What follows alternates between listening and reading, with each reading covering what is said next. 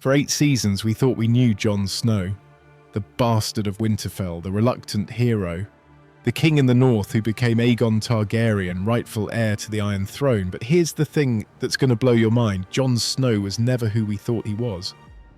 Not in the show, and definitely not in George R.R. Martin's books. And by the end of this video, you'll understand why everything you think you know about Jon Snow is just the tip of the iceberg. So what are we diving into today? First, we're going to explore who Jon Snow really is beneath all the theories and assumptions. Second, I'll reveal the massive differences between Book Jon and Show Jon that completely change his character. And third, we're talking about what the winds of winter and a dream of spring might reveal about Jon's true destiny. And trust me, it's not what you expect. But here's what makes this even more incredible. I've got insights from George R.R. Martin's unpublished chapters and interviews that suggest Jon's story is heading in a completely different direction than the show took us.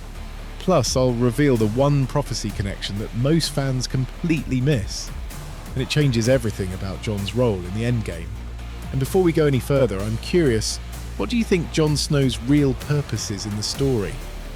Drop a comment below with your theory, because I guarantee by the end of this video you might be thinking something completely different. Let's start with what we think we know. Jon Snow, born a bastard, raised at Winterfell, sent to the Night's Watch, became Lord Commander, died, came back to life, united the North, discovered he's actually Aegon Targaryen, and then, well, the show had him kill Daenerys and go back north of the Wall. That's the surface story, the hero's journey. The reluctant king who saves the world and then walks away from power.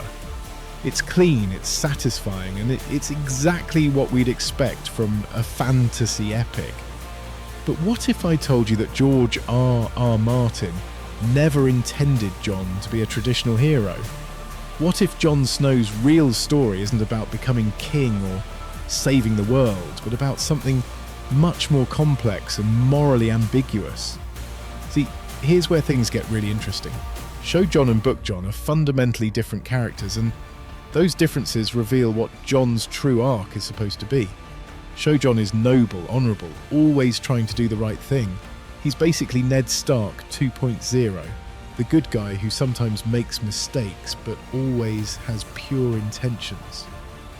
Book Jon, he's way more complicated. He's manipulative when he needs to be. He breaks his vows. He lies.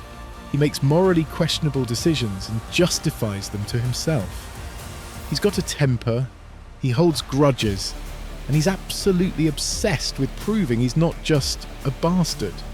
For example, in the books, Jon literally threatens to have Gilly's baby killed if she doesn't cooperate with his plan. Show Jon would never do that. Book Jon manipulates Stannis Baratheon into attacking the Boltons by giving him strategic advice while pretending to stay neutral. Show Jon is way more straightforward.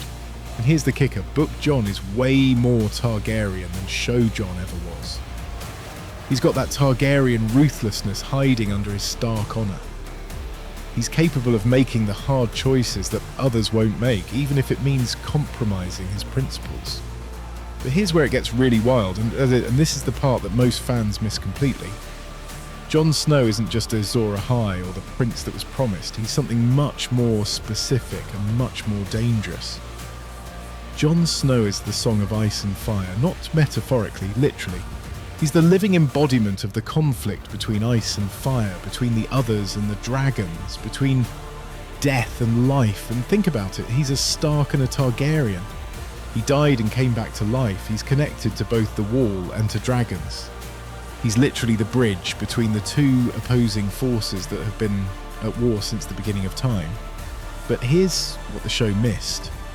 Jon's resurrection wasn't just about bringing back a hero. It fundamentally changed him. In the books, George R.R. Martin has said that death changes people. They don't come back the same. And we're already seeing hints of this in the released Winds of Winter chapters. Jon's wolf dreams are getting more intense. He's becoming more connected to Ghost, more wild, more inhuman. See, here's the thing most people don't realise about Jon's warging abilities. They're not just a cool side power, they're central to who he is and what he's becoming. Jon Snow is losing his humanity piece by piece and becoming something else entirely. In the show, Jon comes back from death pretty much the same guy. A little more serious maybe, but fundamentally unchanged. But George R.R. Martin has hinted that Book Jon's resurrection is going to be much more complicated and much more costly. Every time someone comes back from the dead in Martin's world, they lose something. Beric Dondarrion loses his memories, Lady Stoneheart loses her mercy. What does Jon Snow lose? His humanity, his ability to love, his connection to his human identity. And here's another thing the show glossed over: Jon's Night's Watch vows. Night gathers, and now my watch begins. It shall not end until my death. Well, Jon died. His watch ended, but what does that really mean for someone who comes back?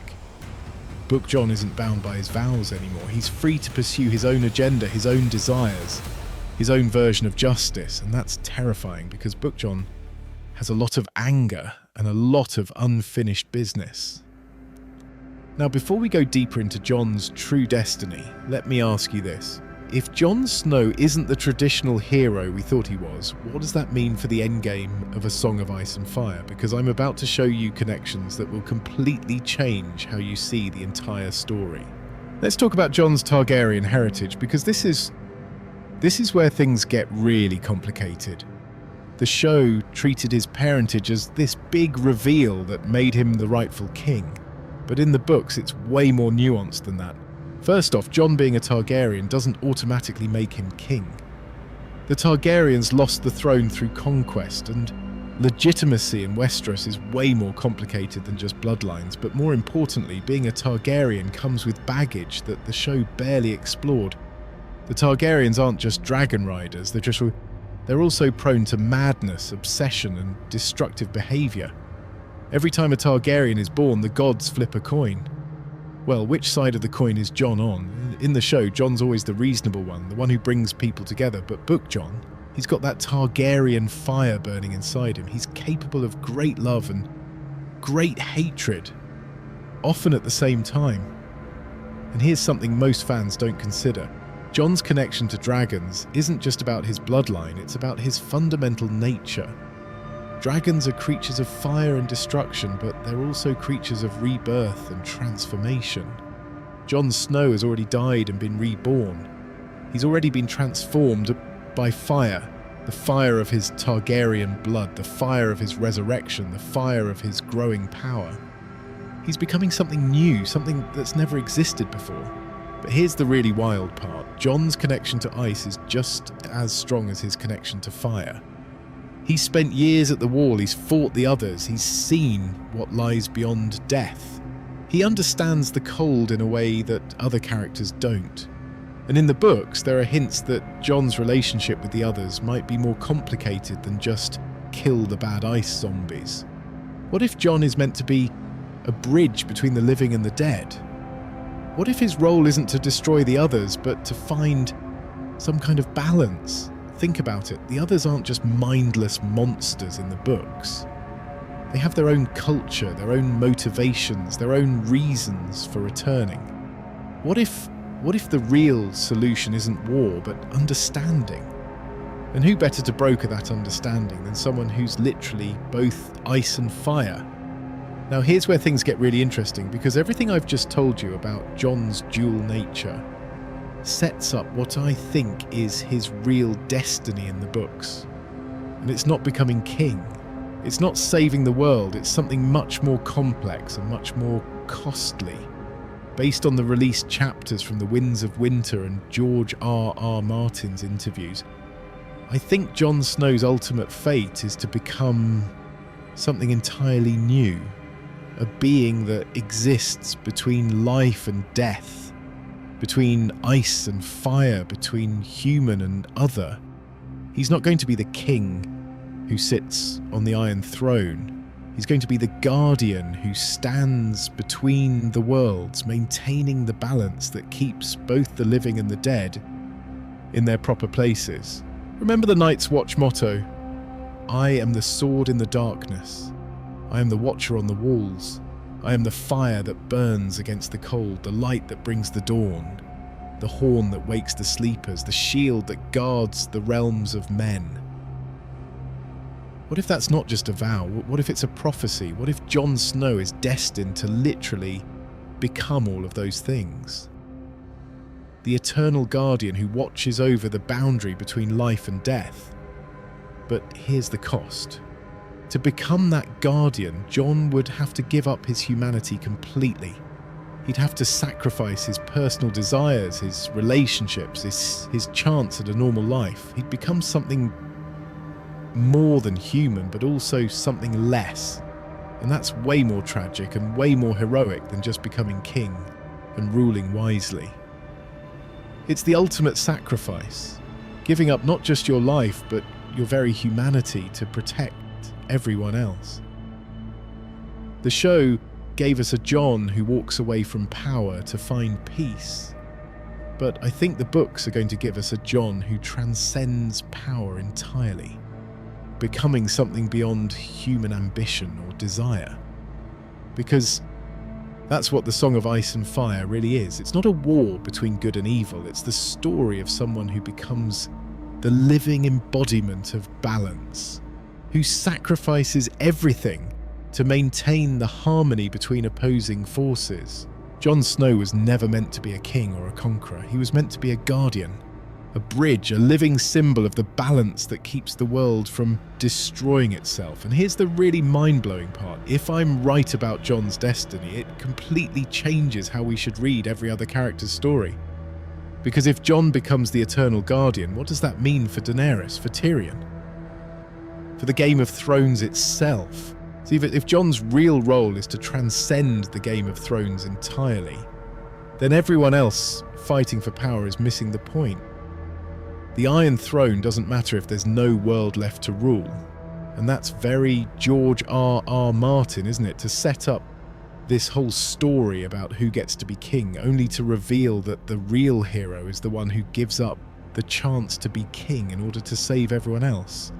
It's the ultimate subversion of fantasy tropes. The chosen one doesn't get the crown and the girl and the happy ending. The chosen one gets the burden of eternal responsibility and the loneliness of being the only one who understands what really matters.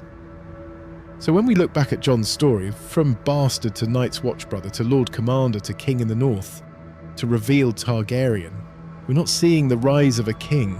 We're seeing the transformation of a human being into something greater and more terrible. And that's why Jon Snow was never who we thought he was. We thought he was the hero who would save the day and get his reward. But he's actually the hero who saves the day by giving up everything that makes him human. If I'm right about this, it means the winds of winter and a dream of spring are going to be very different from what most fans expect. Jon's not going to end up on the Iron Throne. He's not going to get a happy ending with anyone. He's going to become something beyond human happiness or sadness. And that makes A Song of Ice and Fire not just a political fantasy, but a cosmic one. It's not just about who rules Westeros. It's about the fundamental forces that keep the universe in balance. So here's what I want to know. Do you think Jon Snow is destined to become this eternal guardian? Or do you think George R.R. Martin has something completely different planned? And more importantly, if Jon does sacrifice his humanity to save the world, is that a happy ending or a tragic one? Drop your thoughts in the comments below, because this is the kind of theory that could completely change how we read the entire series.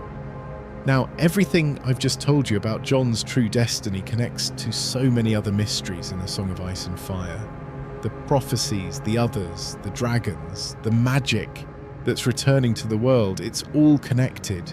And Jon is right at the centre of it, so make sure you're subscribed to Beyond the Throne, because we're just getting started exploring the deeper mysteries of George R.R. Martin's world. Next week, I'm diving into the real meaning behind the prince that was promised prophecy, and how it connects to not just Jon, but to Daenerys and even Tyrion in ways you've never considered.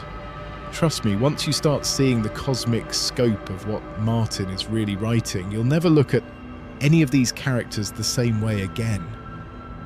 The Game of Thrones is just the surface. The real story is about the Song of Ice and Fire and the person who becomes that song.